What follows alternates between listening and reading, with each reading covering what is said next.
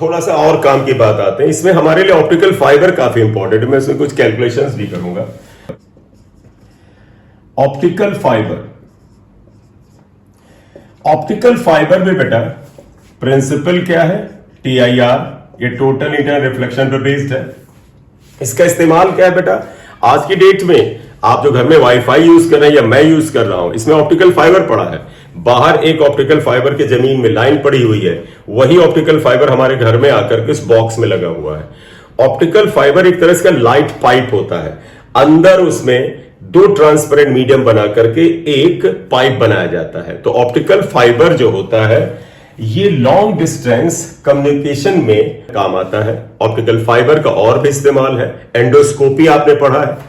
Endoscopy में क्या होता है? पेट में अल्सर या कोई तकलीफ हो और डॉक्टर डायग्नोस ना कर पा रहे हो तो एक वायर आपके मुंह से या आपके पेट में डालते हैं। उसमें बहुत छोटा सा कैमरा होता है। वो कैमरा अंदर जाता है और फिर बाहर से लाइट भेजी जाती है उस पाइप के थ्रू।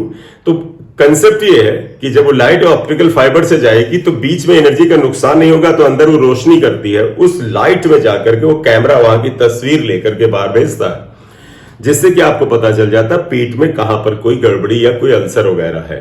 ये एंडोस्कोपी कहलाता है। तो ऑप्टिकल फाइबर का लॉन्ग डिस्टेंस कम्युनिकेशन में, एंडोस्कोपी में, मेडिकल साइंस में और भी बहुत जगहों पर यूज होता है।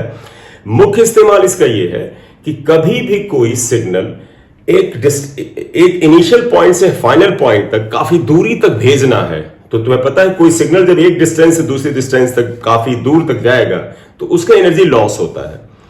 टोटल इंटरनल रिफ्लेक्शन में एनर्जी लॉस तुम्हें याद होगा बिल्कुल नहीं होता है थ्योरेटिकली, मतलब 100% लाइट इज रिफ्लेक्टेड बैक। तो हम मान भी ले अगर रत्ती भर होता है तो ज्यादातर लाइट अगले एंड पर पहुंच जाती है, इसलिए आपको बड़े क्लियर कट सिग्नल दिखते हैं। देखिएगा इसका डायग्राम हम ऐसे बना रहे हैं। देखो एक लाइट पाइप टाइप का बना रहे हैं। आप डायग्राम साथ में बना सकते हैं। ये एक्सिस बना लीजिए, ये एक्सिस हो गया, ये भी एक्सिस आ गया। इसमें होता क्या है देखो,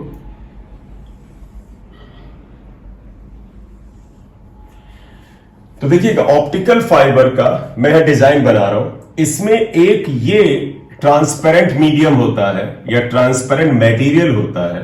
तो इसमें एक ये ट्रांसपेरेंट मटेरियल है और एक अंदर होता है। जो अंदर का ट्रांसपेरेंट मटेरियल है इसे कोर कहते हैं, कोर। और इसको कवर किया हुआ जो शेडेड बनाया गया इसे क्लैडिंग कहते हैं। तो इसमें कोर और क्लैडिंग नाम के दो ट्रांसपेरेंट मीडियम होते हैं।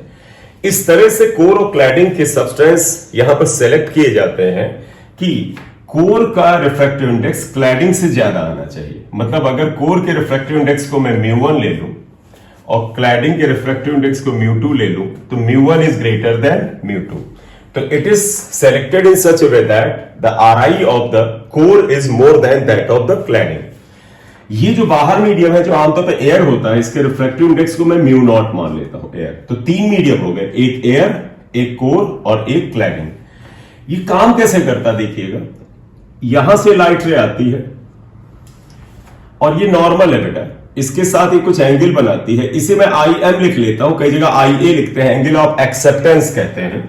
लाइट रे जब बेटा इस ट्रांसपेरेंट मीडियम से इसमें जाएगी, इसका रिफ्रैक्शन होगा, जाना ऐसे था, और जब रेयर से डेंसर जाती टुवर्ड्स द नॉर्मल इधर जाती है। कोई बड़ा परफेक्ट डायग्राम बनाना जरूरी नहीं है, ज्योमेट्रिकली आप इसे R लिख लें। अब आप गौर से देखिएगा ये एंगल बेटा IM इस तरह से सेलेक्ट किया जाता है कि जब लाइट रे अंदर जाए और इस पॉइंट पे पड़े, इस पॉइंट को अगर मैं A ले लूं और इस पॉइंट को B ले लूं, जब B पे पड़ के कोर से क्लैडिंग में जा रहा हो तो उस समय ये एंगल जो होता है ये क्रिटिकल एंगल से बड़ा होना चाहिए, तभी लाइट रे रिफ्लेक्ट होती है। तो देखो अगर ये एंगल क्रिटिकल एंगल से बड़ा हो गया तो लाइट रे जो होगी डेंसर मीडियम से रेयर मीडियम में जाने की वजह से, देखो ये डेंसर है ये रेयर है, जाने की वजह से रिफ्लेक्ट हो जाएगी। हाँ, अपनी सहूलियत के लिए हम लोग क्या करते हैं, एक्सट्रीम केस लेते हैं। ये एंगल क्रिटिकल एंगल से बड़ा रत्ती भर बड़ा है तो इसको हम C ही मान लेते हैं। क्यों, आप दिमाग में रखना, C एक्चुअल में ये एंगल C से थोड़ा बड़ा है। हमें कैलकुलेशन करना है ना बेटा, तो C से बड़ा तो कोई भी एंगल हो सकता है। मान लीजिए C इसका सपोज मान ले 40 डिग्री है, तो ये एंगल 40 से बड़ा कुछ भी हो सकता है। तो कैलकुलेशन में हम 40 को लेते हैं, एक्सट्रीम डेटा लेते हैं। तो मान लीजिए ये C के बराबर है। हालांकि ये ध्यान रखना it is I is greater than C होना चाहिए, लेकिन हम कैलकुलेशन में सी यूज करेंगे, काइंडली आप कंफ्यूज मत होइएगा। Is this clear? ठीक है, ये sir what is your actually target, what you are trying to get. तो कुछ मत सोचो, तुमको अगर सर डिफरेंट वेरिएबल्स आपने लिए हैं, डिफरेंट फिजिकल क्वांटिटीज लिया है, इसका स्नेल्स लॉ वगैरह लगा करके, क्रिटिकल एंगल की कंडीशन लगा करके एक रिलेशन फाइंड आउट करना है, वही कोशिश कर रहे हैं। तो सबसे पहले तो हम ऐसा करेंगे, पॉइंट ए पर स्नेल्स लॉ लगाएंगे। बाय स्नेल्स लॉ इसे का म्यू नॉट लिख लो, by Snell's law at A पे लगा रहे हैं, sine of angle this into R I of this medium mu naught equal to sine of angle of R या sine of angle of refraction R sine R, और इसका refractive index mu two लिया हुआ है, sorry mu one लिया हुआ है, ये कोर का म्यू वन है, देखो ये into mu one that is equal to sine R into mu one.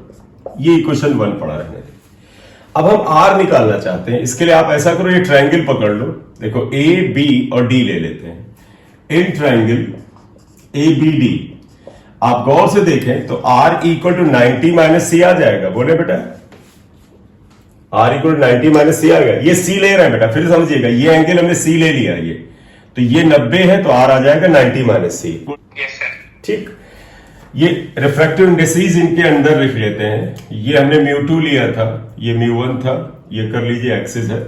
तो आप देखिए बेटा, इसका साइन वापस ले लें क्योंकि हमें साइन आर चाहिए, तो यहां पे देखो sine R is equal to sine 90 minus C, sine R equal to cos C आ जाएगा। कॉस सी के बारे में अगर तुम्हें पता करना है तो एक काम कर लेते, पहले देखो लिख लेते फिर मैं बताता हूं। Sine R equal to under root 1 minus sine square C, इसको इक्वेशन 2 लिख लो। ये एंगल अगर क्रिटिकल एंगल के बराबर है, आई होप आप सभी को याद होगा, sine of critical angle equal to होता है 1 upon refractive index of denser medium with respect to rare medium. अब ध्यान रखिएगा, डेंसर और rare, sine C equal to 1 upon denser medium क्या है बेटा, डेंसर इसमें कौन है, म्यू वन है, और एरर ये है, तो मैं इसको ऐसे लिख सकता हूं, देखिए डेंसर एरर को ऐसे लिख सकते हैं, तुम्हें याद है राइट वाला आगे लिखा था, इसे लिखा जाता है mu D upon mu R, और यहां पर लिखेगा 1 अपॉन डी मतलब डेंसर, ये एरर मीडियम डेंसर, सॉरी ये म्यू वन डेंसर मीडियम था, इसे लिख देना म्यू वन, और म्यू आर बेटा ये था एरर वाला, इसे लिख देना म्यू टू। तो sine C is equal to mu two upon mu one, ये यहां पर साइन सी आ गया, इक्वेशन 3। आप ऐसा करिएगा, साइन सी की वैल्यू यहां रख करके साइन आर निकालिए, साइन आर की वैल्यू उठाकर यहां रखिएगा तो साइन एम आई एम आ जाएगा। हमारा purpose sine of I M निकाला पहले, एक बार प्रैक्टिस में ले लीजिएगा, ज्यादा है कुछ नहीं। यहां स्नेल्स लॉ लगाते हैं, फिर यहां पर हमने मैथ्स लगा के आर इक्वल टू 90 माइनस सी करके एक बार साइन लेकर के ये क्वेश्चन निकाला, क्योंकि हमें साइन आर फाइंड आउट करना है। इस जर्नी में मुझे साइन सी मिल गया। साइन सी का फार्मूला आपको पता है, refractive index of denser with respect to rare का रेसिप्रोकल है। यहां अलर्ट रहिएगा, डेंसर अपॉन रेयर होता है, denser is mu one, rare is mu to.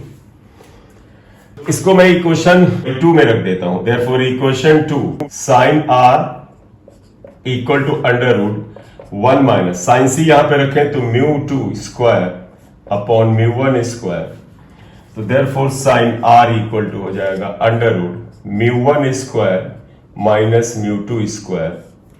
Space ले लेते हैं, आप लिख लो बेटा फिर बात करो। ये आ जाइएगा sine R equal to under root mu one square minus mu two square upon mu one square.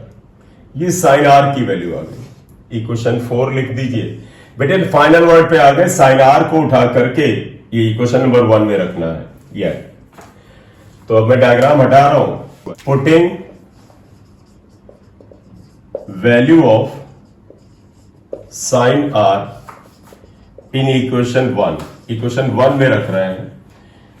Therefore देखो बेटा आएगा mu naught sine I M is equal to, देखो साइन आर की वैल्यू है mu one square minus mu two square upon under root mu one square, और ये mu one है बेटा, ये म्यू वन बाहर रखिए, ये वाला म्यू वन। देखो ये mu one square square root से बाहर होके म्यू वन हो जाएगा, कैंसिल हो जाएगा। तो अब एक बड़ा इंपॉर्टेंट वर्ड आता है बेटा, mu naught sine I M, mu naught किसका रिफ्रैक्टिव इंडेक्स है बेटा, जो बाहर का मीडियम था, mu naught into sine I M equal to under root mu one square, mu one is the refractive index of the core, minus mu two square, it is the refractive index of the cladding. ये सब absolute है, मतलब core का RI with respect to vacuum और air, mu two is the cladding का RI with respect to air और vacuum. ये formula आता है where mu naught sine I M is called numerical aperture, numerical aperture, numerical aperture is equal to under root mu 1 square minus mu 2 square, ये आ जाएगा mu 1 square minus mu 2 square। देखिएगा बेटा, equation star को अगर हम ले जाएं तो sine I M can be written as like this. तो कहोगे सर आपने इसको ऐसे क्यों लिखा? एक्चुअल में आई एम को एंगल ऑफ एक्सेप्टेंस कहते हैं, where I M is angle of acceptance. Core और क्लैडिंग, उनके आधार पे तुम्हें तय करना होता है कि कितने एंगल पे लाइट को हम डालें जिससे कि अंदर जाके टोटल इंटर रिफ्लेक्शन हो। तो ये एंगल ऑफ एक्सेप्टेंस कैलकुलेशन से बताया जाता है, आपको पता करना होता है। तो यहां पर हमने मेन बात यहां पर आया कि व्हाट इज ऑप्टिकल फाइबर, और ऑप्टिकल फाइबर में न्यूमेरिकल एपर्चर नाम का टर्म बड़ा इंपॉर्टेंट है। इसका formula under mu one square minus mu two square होता है। म्यू वन को RI ऑफ कोर और म्यू टू को RI ऑफ क्लैडिंग कहते हैं। इसके बाद अब हम थोड़ा सा आगे बात करते हैं